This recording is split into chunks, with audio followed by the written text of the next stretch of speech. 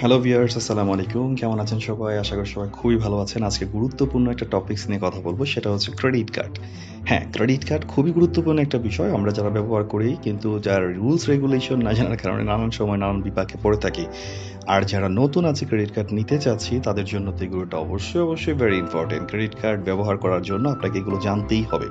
তো আমি আজকে এই ভিডিওর মাধ্যমে কভার করব ক্রেডিট কার্ড কি, কারা ক্রেডিট কার্ড ব্যবহার করতে পারবেন বা কারা ক্রেডিট কার্ড নিতে পারবেন, ক্রেডিট কার্ড নেওয়ার জন্য কি যোগ্যতা লাগে, ক্রেডিট লিমিট কিভাবে ক্যালকুলেশন হয়, ক্রেডিট কার্ড কত প্রকার, বিলিং ডেট কি, পেমেন্ট ডেট কি, অর্থাৎ কখন বিল হতে পারে, কখন পেমেন্ট করতে হবে, ক্রেডিট কার্ড ব্যবহারের সুবিধা এবং ইয়ারলি চার্জ সহ কিভাবে আপনি নানান রকম চার্জ ওয়েভার করতে পারেন অর্থাৎ ফ্রি করে নিতে পারবেন, এই বিস্তারিত বিষয়গুলো আজকে এই ভিডিওতে আমি কভার করব। সুতরাং বুঝতে পারছেন ভিডিওটা একটু লম্বা হলেও যদি আপনি মনোযোগ দিয়ে দেখেন আশা করি ক্রেডিট কার্ড সম্পর্কে আপনার কোনো জিজ্ঞাসা থাকবে না। প্রথমে আসি ক্রেডিট কার্ড কি। মূলত ক্রেডিট কার্ড হচ্ছে একটা লোন। ব্যাংক আপনাকে একটা লোন দিবে, আপনার নামে একটা লোন স্যাংশন হবে, ধরুন সেটা হতে পারে 1 লাখ, হতে পারে 2 লাখ বা 5 লাখ, 10 লাখ, যাই হোক না কেন ওই লিমিট যেই লোনটা দিবে এটা আপনি একটা প্লাস্টিক কার্ডের মাধ্যমে ব্যবহার করতে পারবেন। এটা হচ্ছে ক্রেডিট কার্ড সহজ বাংলা। অর্থাৎ হচ্ছে আপনার নামে একটা লোন ইস্যু হবে, অর্থাৎ 5 লাখ হোক, 2 লাখ হোক, 1 লাখ হোক, এই লোনের টাকাটা আপনি একটা প্লাস্টিক কার্ডের মাধ্যমে একটা নির্দিষ্ট সময়ের জন্য ব্যবহার করতে পারবেন, আবার পেমেন্ট করে দিতে হবে। এটাকে বলা হয় ক্রেডিট কার্ড। অর্থাৎ ব্যাংকের টাকা আপনি যখন ইচ্ছা তখন ব্যবহার করবেন, আবার নির্দিষ্ট সময়ের পর পেমেন্ট করে দেওয়ার নামই হচ্ছে ক্রেডিট কার্ড। সেটা একটা প্লাস্টিক কার্ডের মাধ্যমে হয়ে থাকে।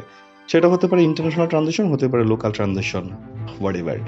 এই হচ্ছে মূলত ক্রেডিট কার্ড। এবং ক্রেডিট কার্ড কারা নিতে পারবে এই বিষয়টা যদি বলি, মূলত ক্রেডিট কার্ড নিতে হলে আপনাকে 3টা প্রোফাইল মূলত আমরা কনসিডার করে থাকি অ্যাজ এ ব্যাংকার হিসেবে। আমরা কি করি মূলত, যারা স্যালারিড পার্সন অর্থাৎ যাদের স্যালারি হয়, চাকরি করেন, জব করেন, তারা চাইলে ক্রেডিট কার্ড নিতে পারবেন তাদের স্যালারির এগেনস্টে।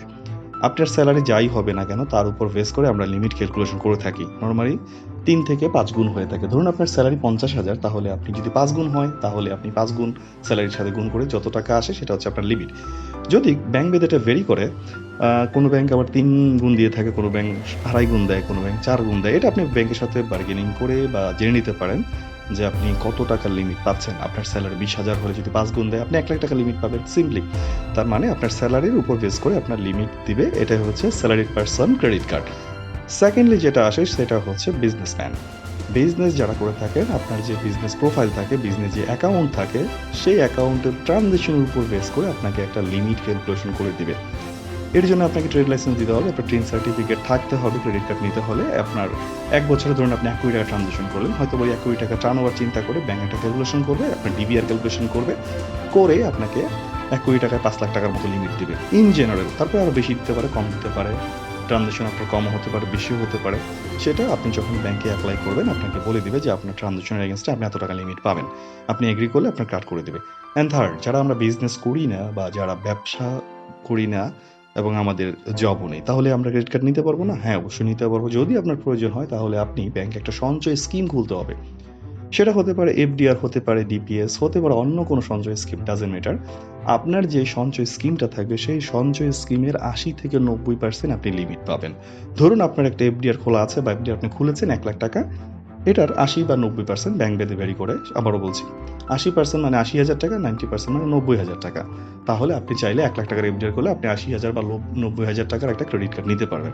এই হচ্ছে 3টা প্রোফাইল। 3টা প্রোফাইলের উপর বেস করে নরমালি ক্রেডিট কার্ড দিয়ে থাকে। এছাড়াও ব্যাংকগুলো অনেক সময় কিছু কর্পোরেট ক্রেডিট কার্ড দিয়ে থাকে। কর্পোরেট ক্রেডিট কার্ডটা আমি আপাতত এই ভিডিওতে আলোচনা করছি না, ইন জেনারেল সকলের জন্য আলোচনা যেহেতু করছি, সুতরাং আমি স্যালারি পারসন, বিজনেসম্যান এবং ডিপোজিট এই 3টা সেগমেন্টেই সীমাবদ্ধ থাকছি। তো এখন ক্রেডিট কার্ড কত প্রকার যদি বলে থাকি, ইন জেনারেল ক্রেডিট কার্ড 3 প্রকার হয়ে থাকে।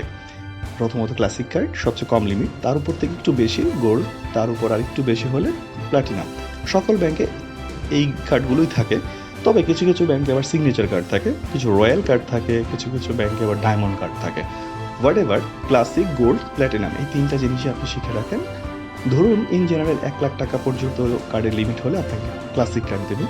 1 লাখ টাকার ঊর্ধ্বে 2 লাখ টাকা পর্যন্ত আপনাকে গোল্ড কার্ড দেবে এবং 2 লাখ টাকার ঊর্ধ্বে 3 লাখ বা 4-5 লাখ যাই হোক না কেন আপনাকে প্লাটিনাম কার্ড দেবে। এই কার্ড ভেদে মূলত চার্জেরও ভেরিয়েশন আছে। ক্লাসিক কার্ডের চার্জ সবচেয়ে কম, 1,000 থেকে 1,500 হয়। গোল্ড কার্ডের চার্জ সাধারণত 2,000 থেকে 2,500 হয়ে থাকে এবং প্লাটিনাম কার্ড 3,000 উপরে হয়ে থাকে। এবং এই চার্জগুলো মূলত ট্রানজেকশনের উপর বেস করে ওয়েভারও করা যায়। এই বিষয়টা পরে বলছি। আগে আমি ক্রেডিট কার্ডের বিলিং ডেট, পেমেন্ট ডেট নিয়ে একটু কথা বলি। প্রত্যেকটা ক্রেডিট কার্ডেরই একটা নির্দিষ্ট ডেটে বিল হয়ে যাবে। এটা বোঝা আপনার জন্য খুবই গুরুত্বপূর্ণ। আপনি যদি ক্রেডিট কার্ড ব্যবহার করেন বা করতে চান, বিলিং ডেট, পেমেন্ট ডেট 100% আপনাকে ক্লিয়ার থাকতে হবে। বিলিং ডেটটা কি? প্রত্যেকটা ক্রেডিট কার্ডেরই আপনার একটা বিলিং ডেট থাকে। মাসের এই তারিখে বিল হয়ে যায়। যেমন আমাদের আগের দিনে যখন আমরা বিদ্যুৎ বিল ব্যবহার করতাম, আমাদের মাস শেষে একটা বিদ্যুৎ বিল আসতো এবং ওই বিদ্যুৎ বিলটা 10 দিন বা 15 দিন সময় দিত। এর মধ্যে পেমেন্ট করে দিত। পেমেন্ট না করলে জরিমানা হতো। ক্রেডিট কার্ডের বিষয়টা অ্যাজ ইট ইজ সেম। ধরুন আপনার কার্ডের একটা বিলিং ডেট আছে 30 তারিখ। আপনি মাসে যত দিন যাই খরচ করেন না কেন 30 তারিখে আপনার বিল হয়ে যাবে একটা। ধরুন আপনি 1 তারিখে 500 টাকা খরচ করলেন, আবার 10 তারিখে গিয়ে 1000 খরচ করলেন, 15 তারিখে আর 2000 টাকা খরচ করলেন। তার মানে আপনি সব মিলিয়ে এই 1000, 500, 2000 যে খরচ করলেন এই 3500 টাকা একটা বিল হয়ে যাবে মাসের শেষ তারিখে। এবং এই বিলটা 15 দিন সময় দিবে পরবর্তী মাসের 15 তারিখের মধ্যে পেমেন্ট করার জন্য। এই যে 1 মাস সময় এই দিক দিয়ে পেলেন, আবার পরবর্তী মাসের 15 দিন, এই হচ্ছে 45 দিন। নরমালি প্রত্যেকটা ক্রেডিট কার্ডে 45 দিন গ্রেস পিরিয়ড থাকে পেমেন্ট করার জন্য। এই বিষয়টা আপনাকে আমি আবারও বুঝিয়ে দিচ্ছি।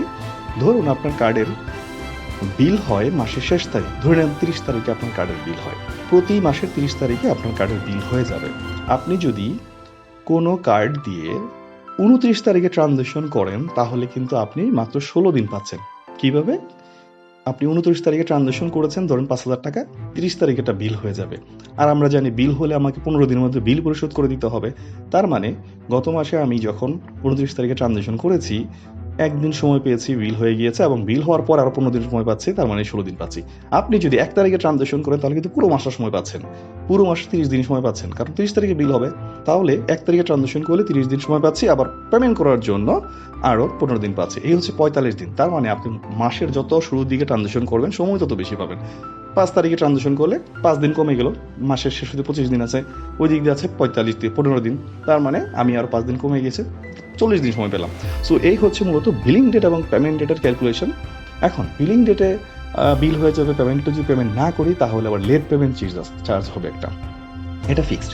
প্রত্যেকটা ক্রেডিট কার্ডে লেট পেমেন্ট ফি চার্জ আছে এবং লেট পেমেন্টের সাথে সাথে প্রতিদিন প্রতি 1000-এর উপর বেস করে আপনার 60 পয়সা, 70 পয়সা বা ব্যাংক ভেদে কম বেশি হবে, আপনাকে ইন্টারেস্ট যোগ হতেই থাকবে। এটা খুবই সেন্সিটিভ বিষয়, অর্থাৎ ফুল টাকার উপরে আপনাকে ইন্টারেস্ট দিতে হবে।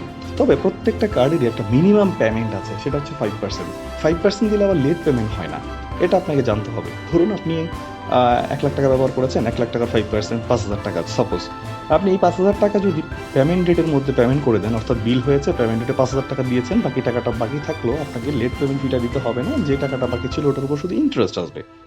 এই বিষয়গুলো প্রত্যেকটা বিষয় আপনি যখন কোনো ব্যাংকের কার্ড নেবেন, ওই ব্যাংকের একজন অফিসারের সাথে কথা বলে জেনে নেবেন যে আপনার বিলিং ডেট কবে হচ্ছে, পেমেন্ট ডেট কবে, আমার লেট পেমেন্ট ফি কত হবে যদি পেমেন্ট না করতে পারি, মিনিমাম চার্জ কীভাবে হয়, এটা আপনাকে জেনে নিতে হবে। কারণ আমি তো ইন জেনারেল বলছি, কোনো স্পেসিফিক ব্যাংক যদি আপনার প্রশ্ন করেন আমি জানিয়ে দিতে পারবো কমেন্টসে করলে।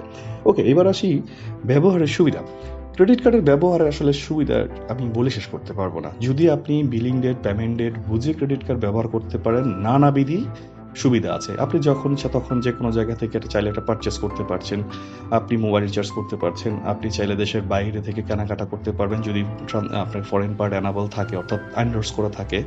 আপনি চাইলে এটার ক্যাশ টাকা উঠাতে পারবেন। ক্যাশ টাকা উঠিয়ে আপনি ইএমআই করতে পারছেন। সো অনেক সুবিধা আছে ক্রেডিট কার্ডের। এই বিষয়গুলো আসলে একটা ভিডিওতে কভার করা যাবে না।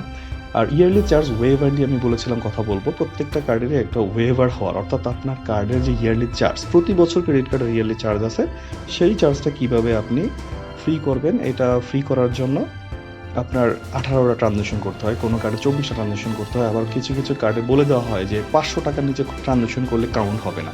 এটা আপনি আপনার যে ব্যাংকের কার্ড দিবেন ওনার কাছে জেনে নেবেন যে আপনার কার্ডের ইয়ারলি চার্জ ওয়েভার করার প্রসেসগুলো কি।